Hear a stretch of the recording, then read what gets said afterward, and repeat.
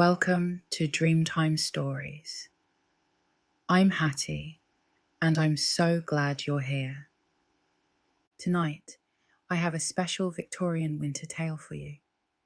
It's a story of lamplight and snow-covered streets, of chance meetings and quiet romance unfolding in the heart of London during the winter of 1888.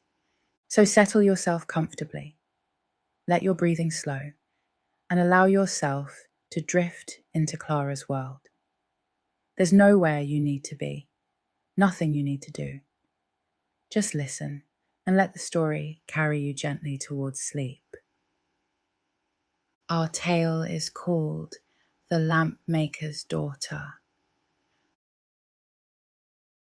The snow had been falling since dawn, and by the time Clara Hartwell locked the shop door behind her, the narrow streets of Clerkenwell were buried beneath a blanket of white. She pulled her woolen shawl tighter around her shoulders and tucked her hands into her pockets, feeling the familiar weight of the brass key her father had entrusted to her that morning. The lampmaker's shop sat wedged between a tobacconist and a milliner on a winding street that led down towards the river. Clara had grown up in the rooms above the shop, falling asleep each night to the gentle tap, tap, tap of her father's hammer, shaping copper and brass into delicate lanterns. Now, at 23, she ran the shop herself most days, while her father worked in the back room, his hands growing stiffer with each passing winter, but his eye for beauty as sharp as ever. Tonight was Christmas Eve, 1888, and the city wore its finest winter cloak. Gas lamps flickered to life along the street, their warm glow reflecting off the fresh snow. Clara walked slowly, in no particular hurry to reach the boarding house where she'd been invited for supper.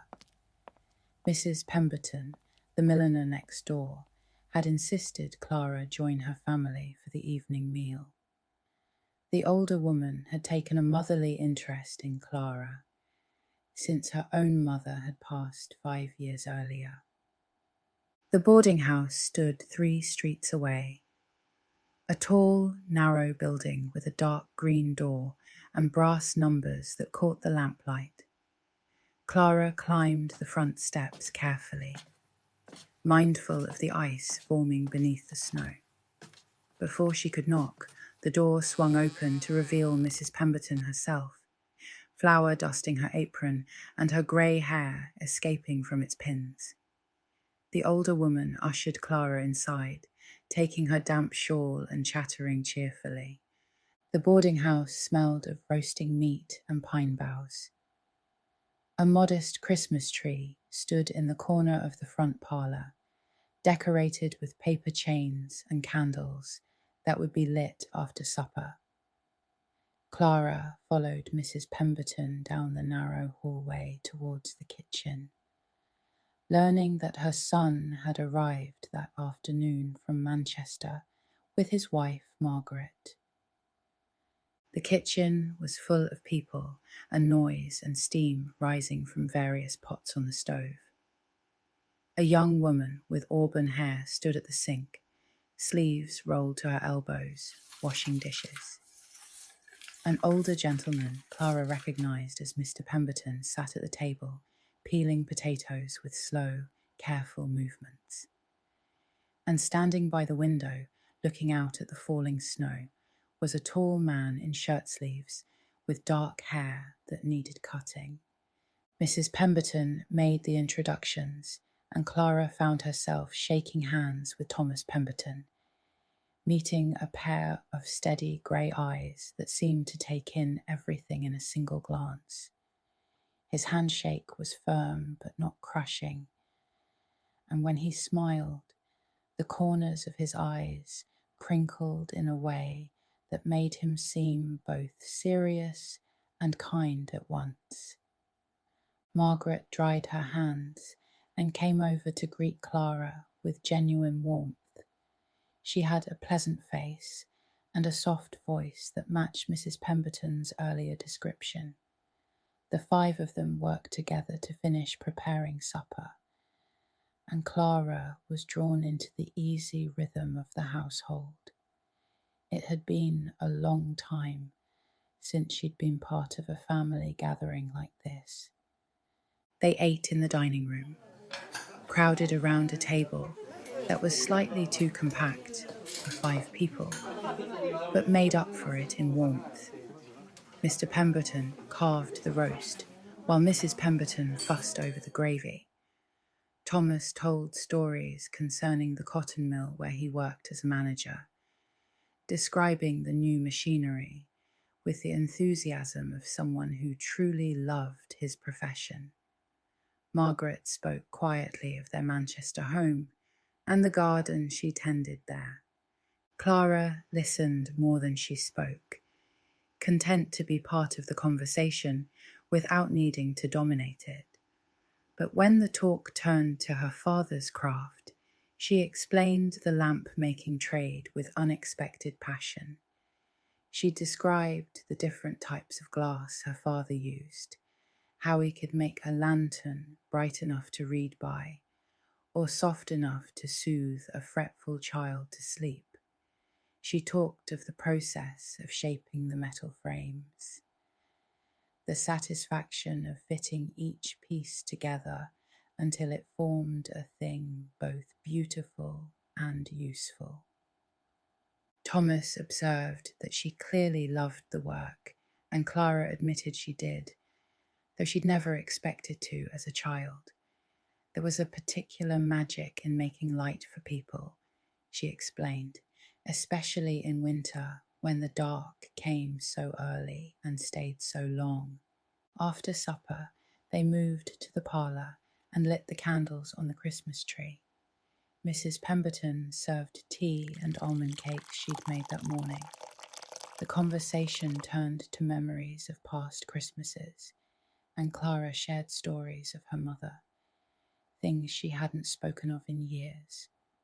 The Pembertons listened with genuine interest, and Clara experienced a loosening in her chest, a tightness she hadn't realised was there. At 9:30, Clara stood to leave. The snow had stopped falling, and through the window she could see stars appearing between the clouds. Mrs. Pemberton insisted on lending her a dry shawl, and when Mr. Pemberton offered to walk her home, Thomas was already reaching for his coat, volunteering to see her back safely. They walked in comfortable silence at first, their boots crunching in the fresh snow. The streets were quieter now, most people already home for the evening.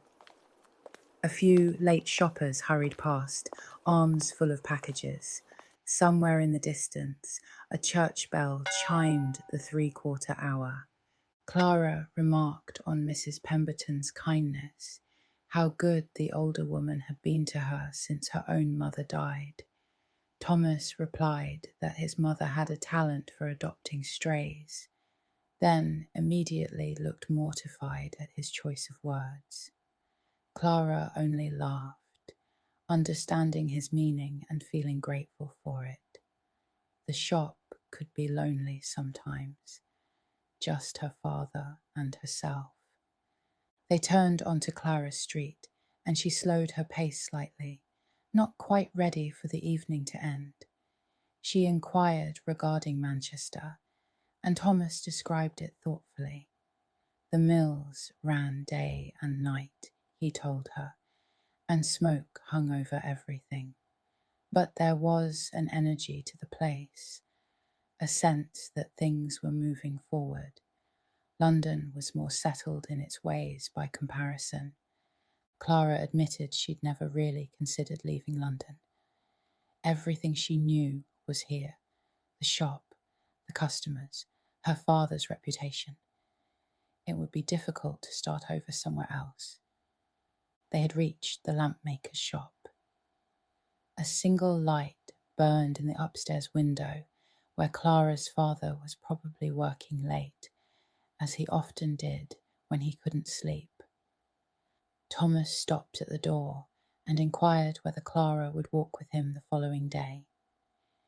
He was only in London until Boxing Day, and he wanted to see more of the city. His mother had mentioned Clara knew all the best places.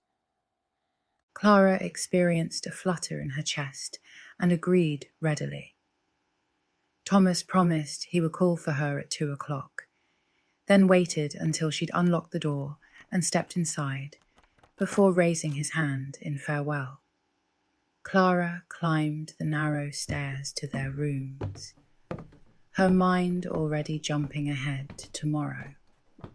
Christmas Day dawned clear and cold, the kind of bright winter morning that makes everything look sharp and clean. Clara helped her father with his breakfast and then dressed carefully in her best dark blue dress and a warm coat that had belonged to her mother. When Thomas arrived at 2:00 precisely, she was ready. They walked in the direction of Regent's Park, moving slowly through streets still hushed from the holiday. Thomas had brought a leather notebook and occasionally stopped to sketch what caught his eye. An interesting doorway, the pattern of frost on a window, the way light fell through a gap between buildings. Clara inquired of his drawing, and Thomas explained that he sketched often, finding it helped him think. He designed some of the machinery at the mill, and sketching ideas first made them clearer in his mind. They reached the park and followed a path that wound between snow-covered lawns and bare trees. A few other people were out walking, couples mostly, and families with children pulling sleds. The air smelled of coal smoke and pine, and an indefinable quality that made Clara think of possibilities. At Clara's request, Thomas described his work at the mill in detail. The constant noise of the looms, he told her, the careful choreography of workers moving between machines, the satisfaction when production ran smoothly, and the frustration when matters went wrong. He talked of the workers too, with a respect that surprised Clara. Many factory managers she'd heard of treated their employees like parts of the machinery, but Thomas spoke of them as individuals with families and hopes and struggles. Clara remarked that it sounded exhausting, and Thomas agreed it was, but also exciting. They were part of an enormous enterprise, he explained, one that was changing the world. When he saw the cloth they produced going out to ships bound for India or America or Australia, he considered all the people who would use it, wear it, depend on it. They were connected to lives they would never see. Clara had never contemplated manufactured goods in that way. In the lamp shop, she knew most of their customers by name. She could picture the specific homes where their lanterns burned. The idea of making things for strangers across the ocean was both thrilling and a little sad. They walked for over an hour, talking of everything and nothing. Thomas told her of his childhood, growing up in the boarding house with his parents and a revolving cast of lodgers. Clara described learning the lamp trade from her father, how her delicate hands had been perfect for fitting together pieces he could no longer manage easily. When they finally turned back in the direction of Clerkenwell, the sun was already sinking beyond the horizon, staining the sky pale orange and pink. Thomas walked Clara to her door again, and this time, when he bid farewell, his hand lingered on hers for just a moment longer than necessary. He inquired regarding tomorrow, and Clara agreed without hesitation. They spent Boxing Day walking along the Thames, watching the boats and the wherries cutting through the grey-green water. Thomas sketched the bridges, while Clara told him stories of the neighbourhood, which streets flooded in heavy rain, which shopkeepers gave the best prices, where the finest craftsmen had their workshops. She surprised herself with how much she knew, how deeply rooted she was in this part of London. On the evening of the 27th, Thomas's last night in the city, they returned to the Pemberton boarding house for supper. This time, Clara was less a guest and more part of the family. She helped Mrs. Pemberton in the kitchen without being prompted, and when Thomas caught her eye across the table, she experienced that flutter again, stronger now. After supper, Thomas inquired whether she would step out onto the back terrace with him. The paved area overlooked a tiny garden, now buried in snow. A single lantern hung from a hook by the door, one of her father's designs, Clara noticed with a smile. Thomas mentioned that he would be leaving on the early train the next morning. Clara acknowledged that she knew this already. He went on to say he'd been considering the shop, her father's work. There was no reason the lamps couldn't sell in Manchester, he suggested. The mill workers needed good illumination for their homes. He could arrange introductions, help establish connections. Clara looked at him carefully and inquired whether that was truly what he'd been considering. Thomas admitted it wasn't. He took her hands in his, and even through her gloves she could sense their warmth. He'd been thinking of her, he confessed, of how much he'd enjoyed these last few days, of how he didn't want them to end. Clara responded softly that they didn't have to end. There were trains, there were letters. Thomas inquired whether she would want that, and Clara affirmed she would very much. Thomas smiled then, a genuine smile that lit up his entire face. He promised to write as soon as he was home and to return to London as often as he could manage. Clara simply replied, "That would be good." They remained there for a moment longer, the cold air biting at their cheeks, the lantern casting a warm circle of illumination around them. Then Thomas leaned down and kissed her, gentle and brief and full of promise. The next morning, Clara stood on the platform at Euston Station, watching Thomas's train disappear into the grey winter morning. She experienced the loss of him immediately, a hollow space where the last few days had been. But she also sensed an alternative emotion, hope, excitement, the feeling that her life had just expanded beyond the narrow streets of Clerkenwell. True to his word, Thomas's first letter arrived 3 days later. It was long and detailed, full of descriptions of his journey home and his return to work at the mill.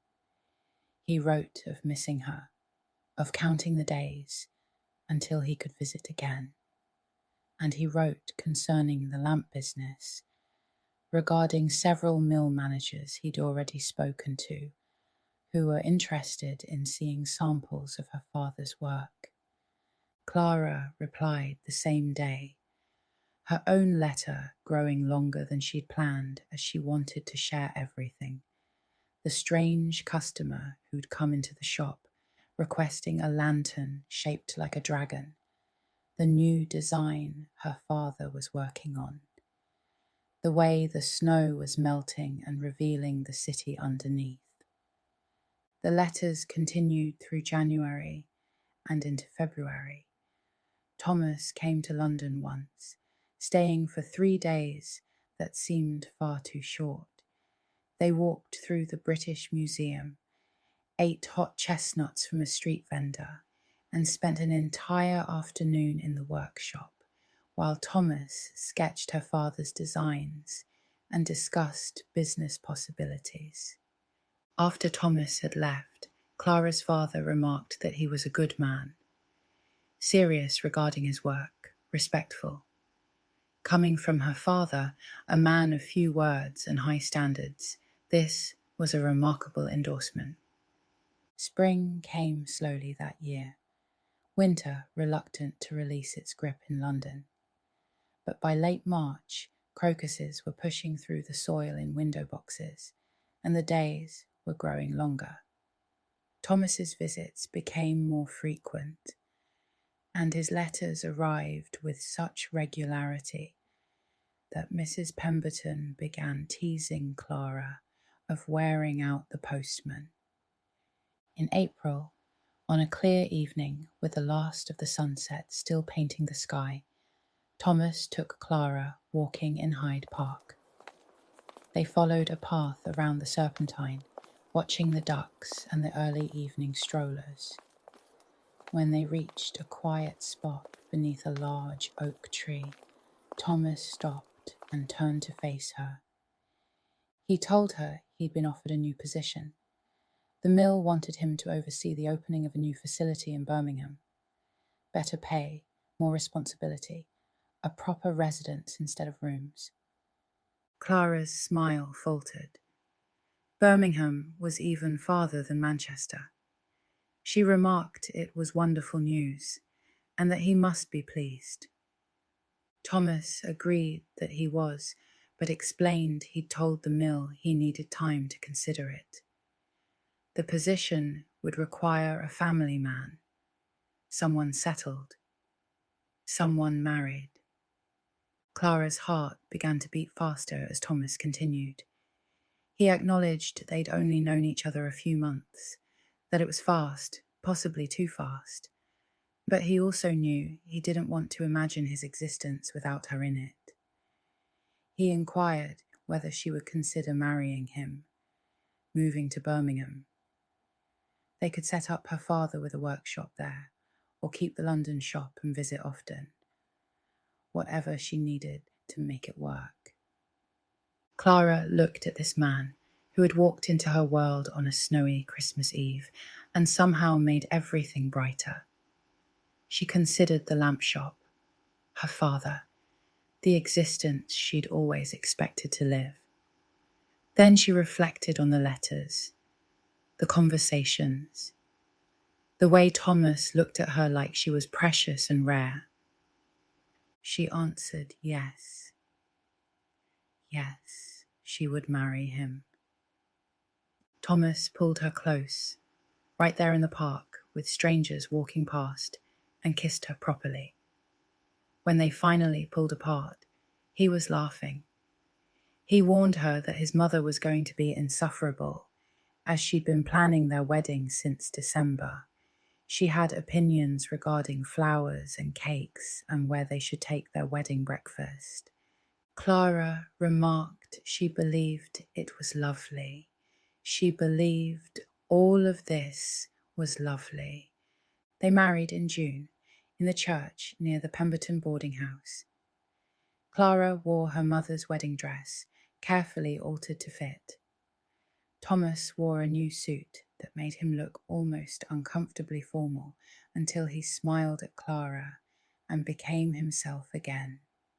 Her father gave her away with tears in his eyes, then immediately began discussing business arrangements with Thomas's mill manager friends. The wedding breakfast was held in Mrs. Pemberton's parlour, crowded and noisy and full of love. Margaret had made the cake, 3 tiers covered in white icing and sugar flowers.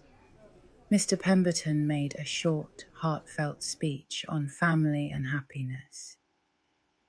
And Mrs. Pemberton cried openly, dabbing at her eyes with her handkerchief, while simultaneously trying to serve tea.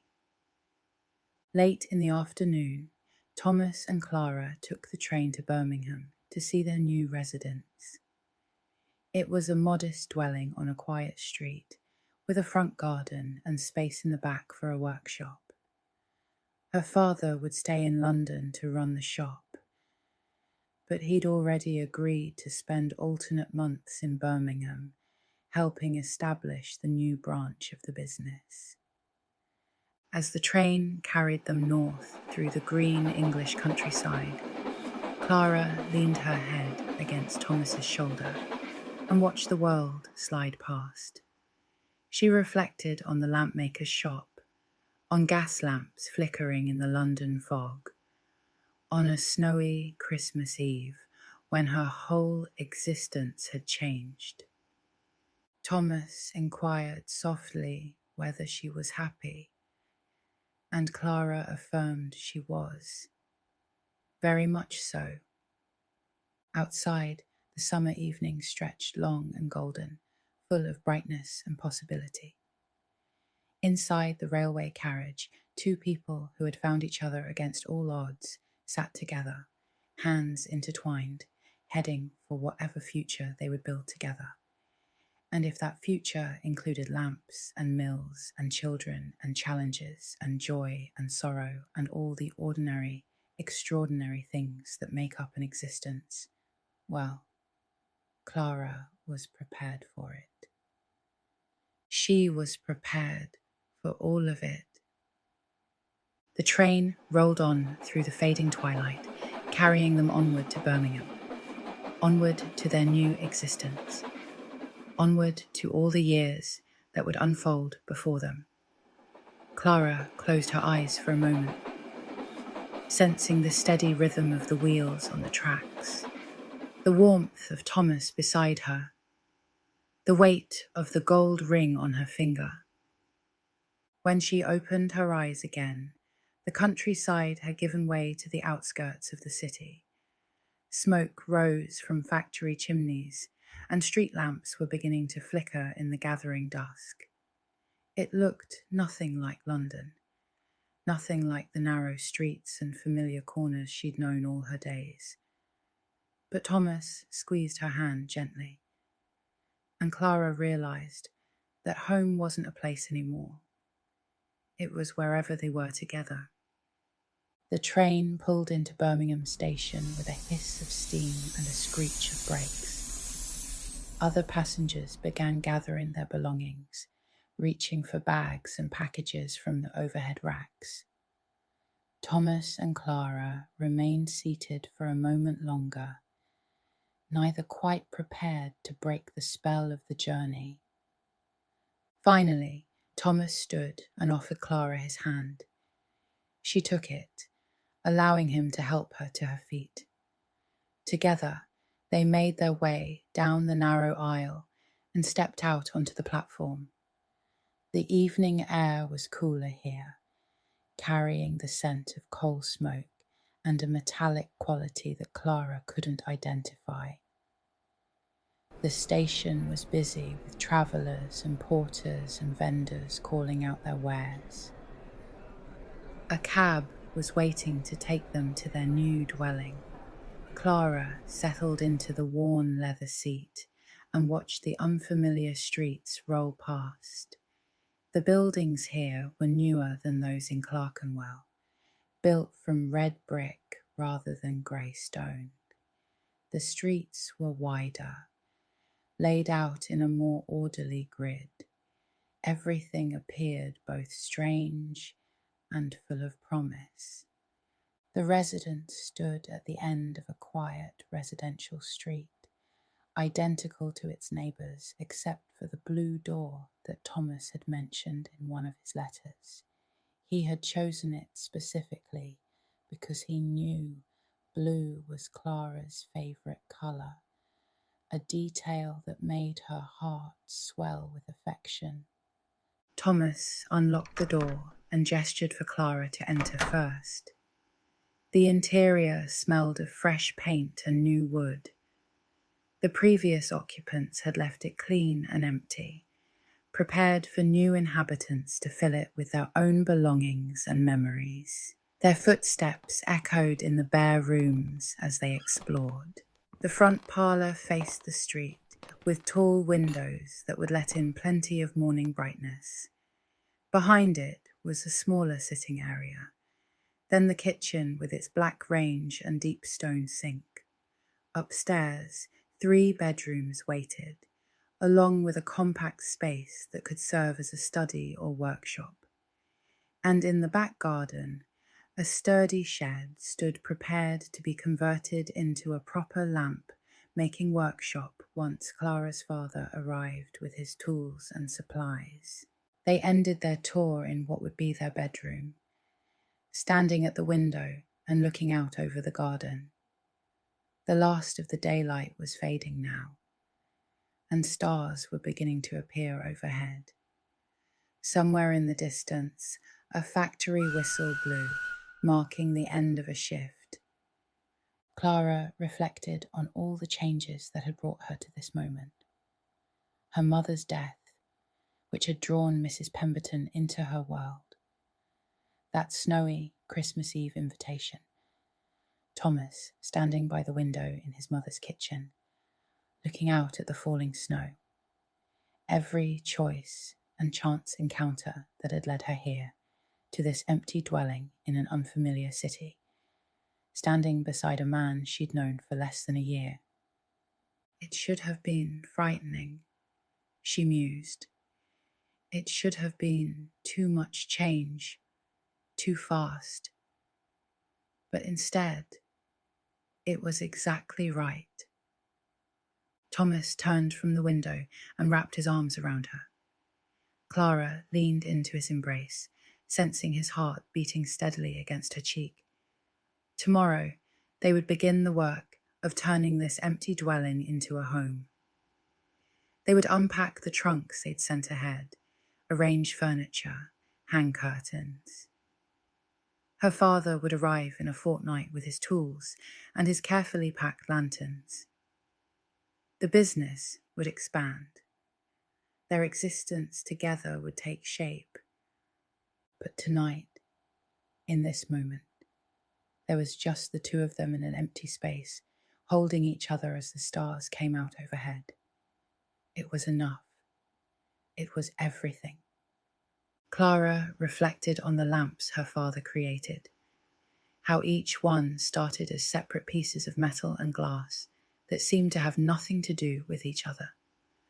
Only when they were carefully fitted together, each piece finding its proper place, did they become a thing useful and beautiful, an object that could hold back the darkness and provide illumination for others. She and Thomas were like that, she realized. 2 separate existences that had somehow found their way together, creating a union neither could have forged alone. And now they would spend their years doing just that, building an existence piece by piece, fitting each day and each choice together until they had crafted a bond strong and lasting. Outside, the city of Birmingham settled into its evening rhythms. Factory workers returned to their dwellings. Shopkeepers locked their doors.